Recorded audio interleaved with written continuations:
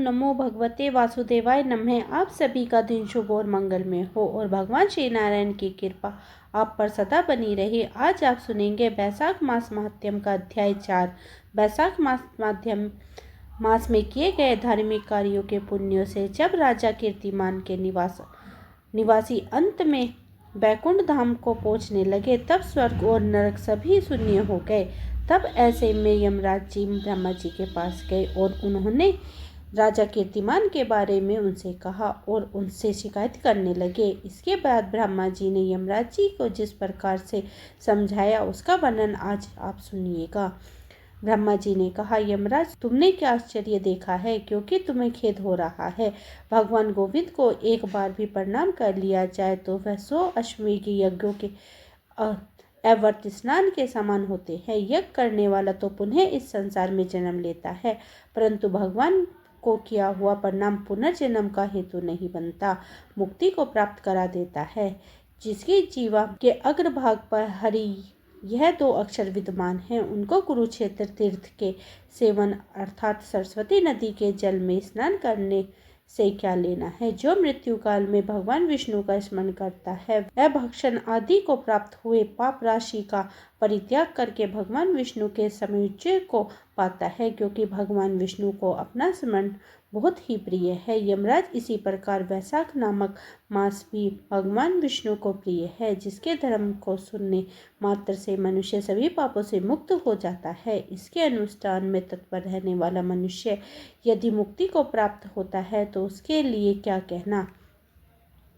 वैशाख मास में भगवान पुरुषोत्तम के नाम और यश का गान किया जाता है, जिससे भगवान बहुत प्रसन्न होते हैं। पुरुषोत्तम श्री हरि संपूर्ण जगत के स्वामी और हमारे जनक है। यह राजा कीर्तिमान वैशाख मास में उन्हीं भगवान के प्रिय धर्मों का अनुष्ठान कराता है, जिससे प्रसन्नचित होकर भगवान विष्णु सदा उसकी सहायता में स्थिर रहते हैं। भगवान वासुदेव के भक्त का कभी अमंगल नहीं होता। उन्हें जन्म, मृत्यु, जरा और व्याधि का भी नहीं प्राप्त होता। कार्यों में नियुक्ति किया हुआ पुरुष यदि अपनी पूरी शक्ति लगाकर स्वामी के कार्य साधना की चेष्टा करता है तो उतने से ही वह कृतज्ञ हो जाता है। यदि शक्ति से बाहर का कार्य उपस्थित हो जाए तो स्वामी को उसकी सूचना दे दे, उतना कर देने से वह ऋणी हो जाता है और सुख का भागी होता है। जिसने उस प्रयोजन को स्वामी से निवेदन कर दिया है उसके ऊपर ना तो कोई ऋण है और ना ही पातक ही लगता है। अपने कर्तव्य पालन के लिए पूरा यत्न कर लेने वाला प्राणी का कोई अपराध नहीं रहता। यह कार्य तुम्हारे लिए असंभव है, इसलिए इसके विषय में तुम्हें शोक नहीं करना चाहिए। ब्रह्मा जी के ऐसे कहने पर यमराज ने 3 वाणी में कहा, तात, मैंने आपके चरणों की सेवा से सब कुछ पा लिया है। तब ब्रह्मा जी ने फिर से समझाते हुए कहा, धर्मराज, राजा कीर्तिमान विष्णु धर्म का पालन में तत्पर है। चलो हम लोग भगवान विष्णु के पास चलें और उन्हें सब बातें बताकर पीछे उनके कथा अनुसार कार्य किए जाए। वे ही इस जगत के कर्ता, धर्म और रक्षक और नियामक हैं। इस प्रकार यमराज को आश्वासन देकर ब्रह्मा जी उनके साथ क्षीर सागर के तट पर गए। वहाँ उन्होंने सच्चिदानंद स्वरूप गुणनीत परमेश्वर भगवान विष्णु की स्तुति की। स्तुति करने से संतुष्ट होकर भगवान विष्णु वहाँ प्रकट हुए। यमराज और ब्रह्मा जी ने तुरंत ही उनके चरणों में मस्तक झुकाया। तब भगवान महाविष्णु ने मेघ के समान गंभीर वाणी में उन दोनों से कहा, आप लोग यहाँ क्यों आए हो। तब ब्रह्मा जी ने कहा, प्रभु, आपके श्रेष्ठ भक्त राजा कीर्तिमान के शासनकाल में सब मनुष्य वैशाख धर्म के पालन से संलग्न होकर आपके अविनाशी पद को प्राप्त हो रहे हैं। इससे यमपुरी सुनी हो गई है। उसके ऐसा कहने पर भगवान विष्णु हंसते हुए बोले, मैंने लक्ष्मी को त्याग दूंगा। अपने प्राण शरीर श्री वत्स कौस्तुक मणि वैजयंती माला श्वेत दीप कुंड धाम क्षीर सागर शेषनाग तथा गरुड़ जी को भी छोड़ दूंगा, परंतु अपने भक्त का त्याग नहीं कर सकूंगा, जिसने मेरे लिए सब भोगों का त्याग करके अपने जीवन तक मुझे सौंप दिया है, जो मुझ में मन लगाकर मेरे स्वरूप हो गया है। उन महाभाग भक्तों को मैं कैसे त्याग सकता हूँ। महाभागा में कीर्तिमान को इस पृथ्वी पर मैंने 10,000 वर्षों की आयु दी है, इससे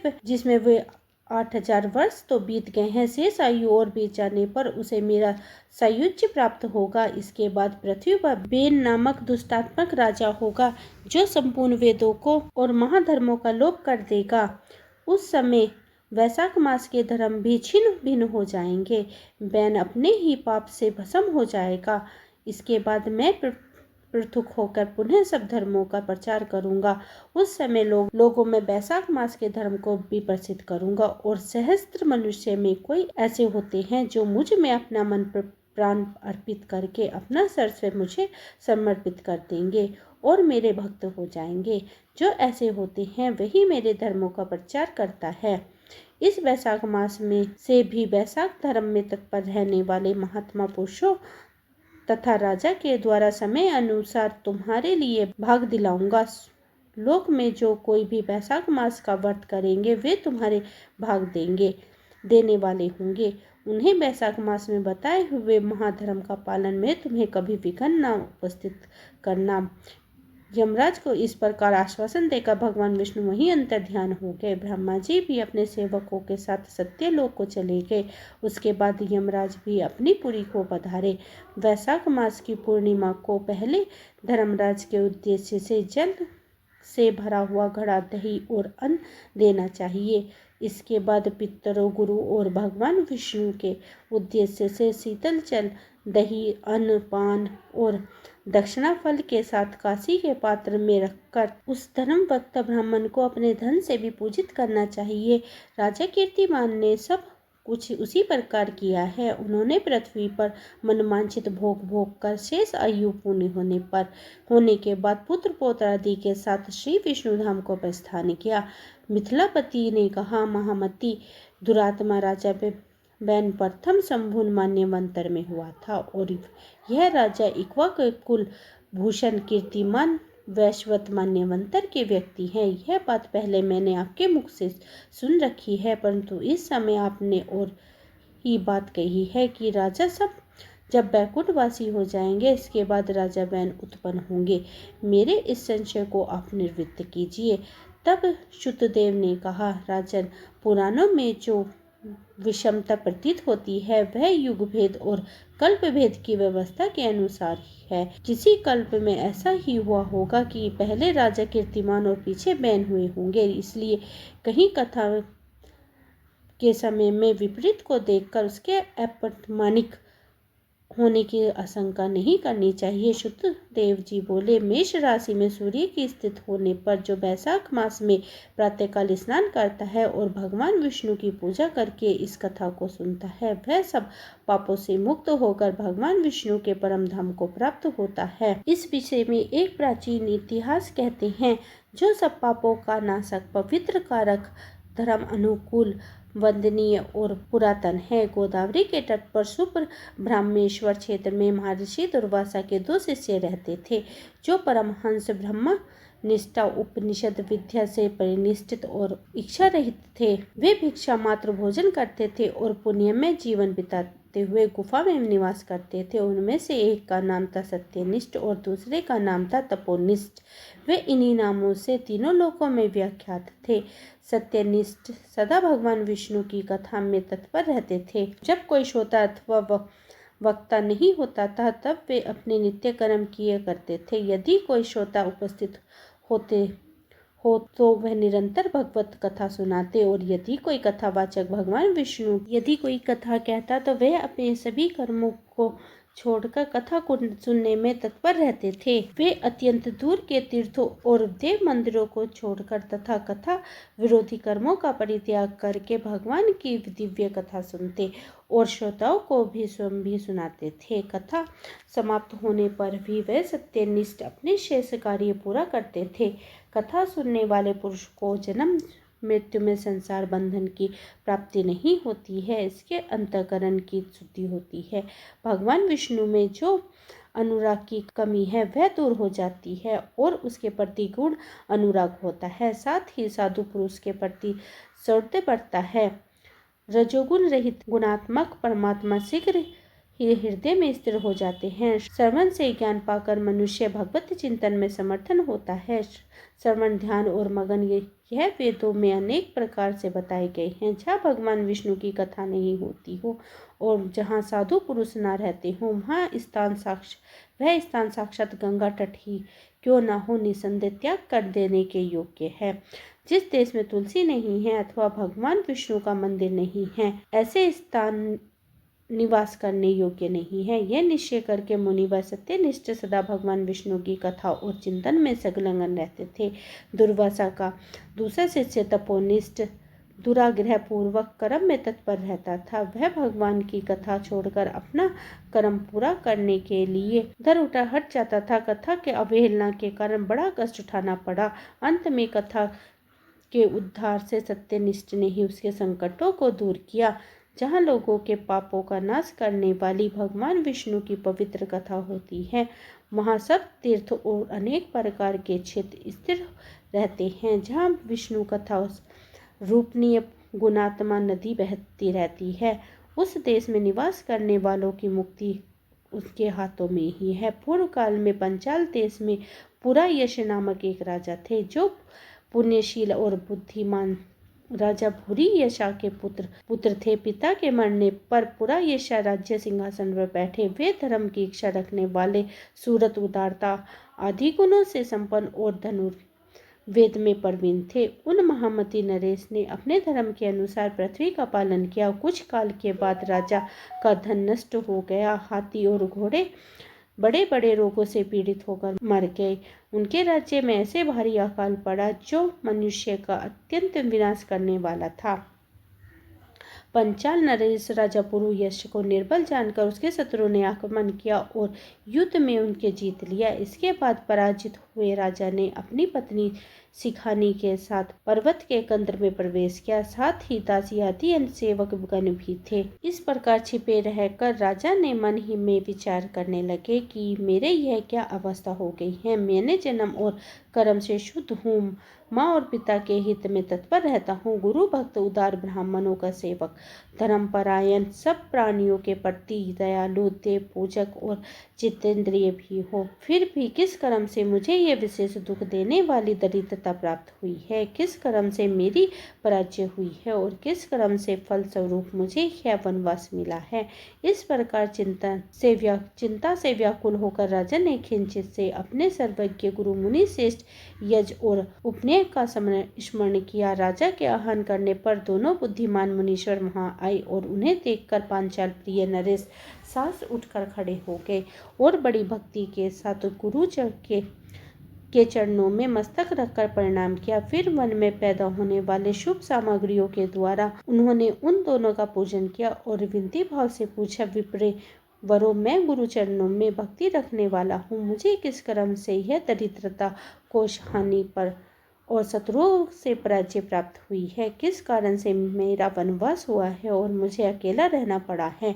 मेरा ना कोई पुत्र है, ना भाई है और ना ही हितकारी मित्र ही है। मेरे द्वारा सुरक्षित राज्य में यह बड़ा भारी अकाल कैसे पड़ गया, यह सब बातें विस्तार पूर्वक मुझे बतलाइए। राजा के इस प्रकार पूछने पर वे दोनों मुनि श्रेष्ठ कुछ देर ध्यान मगन होकर इस प्रकार बोले, राजन, तुमने पहले के 10 जन्मों तक महापापी व्यात रहे हो।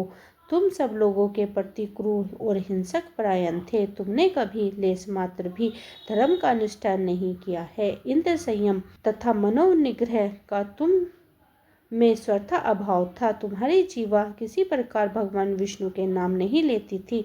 तुम्हारा मन गोविंद के चरण बिंदों की चिंतन नहीं करता था और तुमने कभी मस्तक नवाकर परमात्मा को प्रणाम नहीं किया। इस प्रकार दुरात्मा व्याध का जीवन व्यतीत करते हुए तुम्हारे 9 जन्म पूरे हो गए। 10वां जन्म प्राप्त होने पर तुम साहे पर्वत पर पुनः व्याध हो गए। वहाँ सब लोगों के प्रति क्रूरता करते हुए ही तुम्हारा स्वभाव था। तुम मनुष्य के लिए यम के समान थे, दयाहीन, शस्त्र जीवी और हिंसा परायण थे। अपनी स्त्री के साथ रहते हुए राह चलने वाले पथिकों को तुम बड़ा कष्ट दिया करते थे। इस प्रकार अपने हित को न जानते हुए तुमने बहुत वर्ष व्यतीत किए। जिनके छोटे छोटे बच्चे हैं, ऐसे मृग और पक्षियों के वध करने के कारण तुम दयाहीन हो गए थे। इसी कारण तुम्हें इस जन्म में कोई पुत्र प्राप्त नहीं हुआ। तुमने सबके साथ विश्वासघात किया, इसलिए तुम्हारे कोई सहोदर भाई नहीं हुआ। मार्ग में सबको पीड़ा देते रहे, इसलिए इस जन्म में तुम मित्र रहित हो। साधु पुरुषों के तिरस्कार से शत्रुओं द्वारा तुम्हारी पराजय हुई है। कभी दान न देने के दोष से तुम्हारे घर में दरिद्रता प्राप्त हुई है। तुमने दूसरों को सदा उदिक में डाला, इसलिए तुम्हें वनवास मिला है। सबके अप्रिय होने के कारण तुम्हें ऐसा ही दुख मिलता है।